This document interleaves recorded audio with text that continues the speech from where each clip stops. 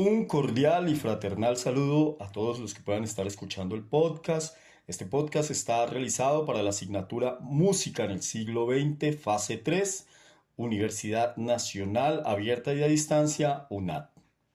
Basado en el artículo Paisajes del placer y la culpa, la huella de Mahler en la obra de José María Verdú, de la revista de musicología por el autor Valentín Benavides García de la Universidad de Valladolid, en el volumen 4, número 1 de enero-junio del 2018. Y para entrar en materia, por supuesto, tenemos que hablar de la obra musical Paisajes del placer y la culpa, del autor José María Verdú, compositor, director de orquesta, nacido en 1968 en Algeciras, España. En Sánchez Verdú encontramos a uno de los compositores contemporáneos de música clásica más destacados. En sus obras, él toma elementos de la historia, la música, la filosofía, la arquitectura, elementos visuales y es capaz de crear obras que son vanguardistas. Él aprovecha no solamente los elementos auditivos propios de la música, sino que se apropia también de los silencios, la luz, los espacios en los que hacen los conciertos y con esto es capaz de generar ambientes, narraciones, sensaciones, expresiones que hacen de su obra algo muy propio y muy único.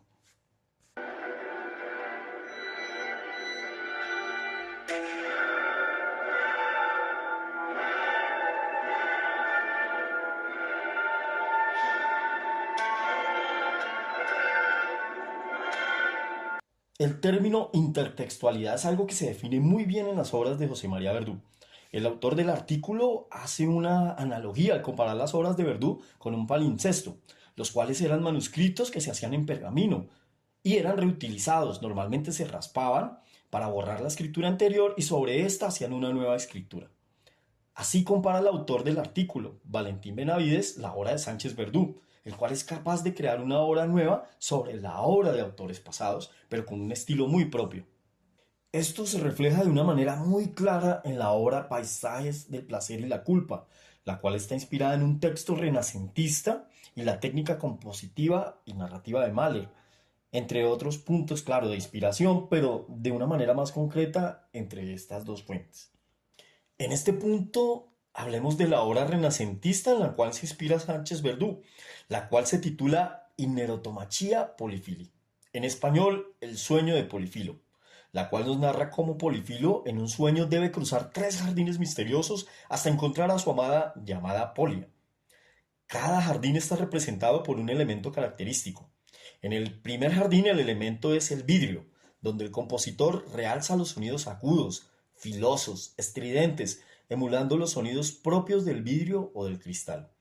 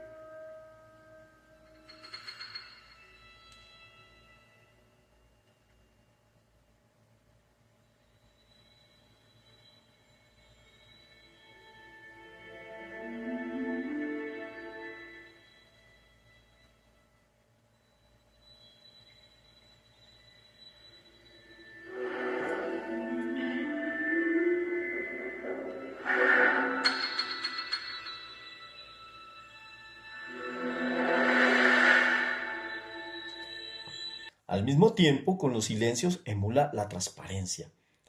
En el jardín de seda, el autor prepondera los sonidos cálidos, suaves y ligeros, con líneas más melódicas, destacando los instrumentos de viento y madera, y al mismo tiempo el dinamismo y la suavidad propias de la seda.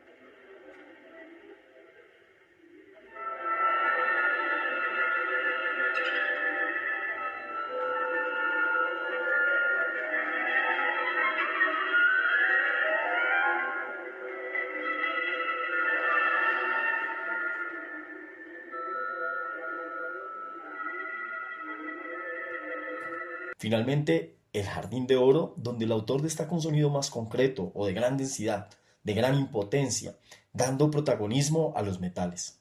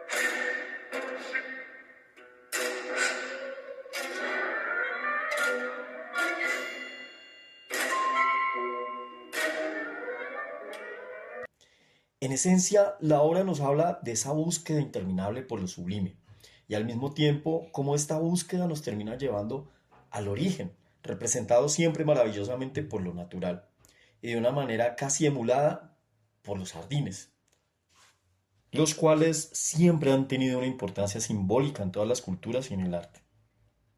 Y aquí ya tendríamos que hablar del compositor del cual hemos hecho referencia desde el principio, Gustav Mahler, el cual nació en República Checa en 1860 y es uno de los más grandes representantes del postromanticismo, junto a Richard Strauss. Como ven, entre el nacimiento de Verdú y el de Mahler existe una diferencia de casi 100 años. Sin embargo, el tiempo es nada cuando se trata de arte, ya que Sánchez Verdú logró inspirarse en la primera sinfonía de Mahler, la cual se titula Titán, estrenada en 1893, y la cual también aborda la historia del héroe y sus peripecias que lo llevan en una búsqueda de lo sublime, que al final nunca será del todo alcanzado.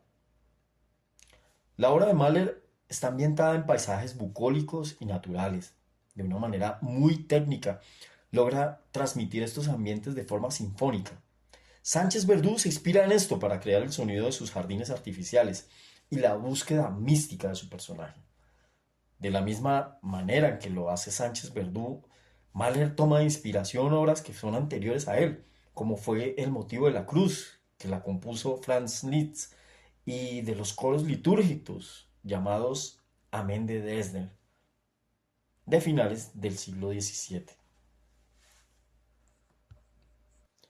En conclusión, podemos ver cómo en una obra como lo es Paisajes del placer y la culpa convergen distintos niveles de inspiración y cómo se alimenta de la tradición y la técnica, pero al mismo tiempo se convierte en algo que se puede concebir como nuevo. En el arte y en particular en la música, desde la música clásica a la música popular, de alguna manera directa o indirecta, por más vanguardista o transgresora que pueda ser, esta siempre se podrá ver como una especie de palincesto.